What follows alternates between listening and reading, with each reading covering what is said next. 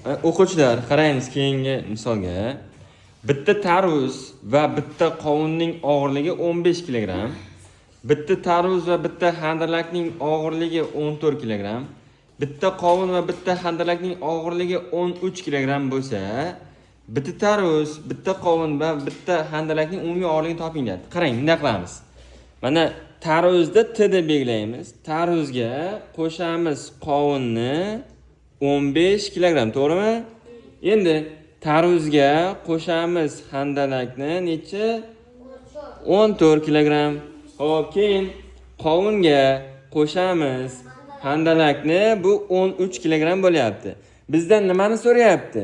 Bitta tarvuz, bitta qovun, bitta handalakni og'irligini so'rayapti. Umumiysini. Har biri qancha demayapti? Bitta qovun qancha, bitta tarvuz qancha demayapti? Umumiy og'irlikni so'rayapti. Qanday qilamiz? Qaranglar. Mana bu uchalasini ham tasavvur qiling. Mayli, bitta tarvuz turibdi, bitta qovun turibdi. Bitta tarvuz, bitta handalak, bitta qovun, bitta handalak turibdi. Bular qo'shib yorsak, qarang, qo'shib yorsak, tarvuz ikkita bo'lib qoldimi? Ikkita tarvuz bo'lib qoldi. Qovun ikkita bo'lib qoldimi? Ikkita qovun. Handalak ikkita bo'lib qoldimi? Ikkita handalak. Og'irliklaricha hammasi qo'shiladi.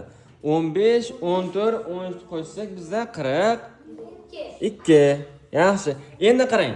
Bular ikkitadan, ya'ni ikkita tarvuz, ikkita qovun, ikkita handalak bo'lib qoldi. Bizda bittadan so'rayaptimi?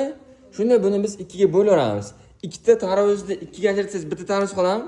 21. Bitta qovun qoladi, bitta handalak qoladi, 21 kilogramm bo'ladi. Hamma tushundimi? Tushunarlimi? Yaxshi.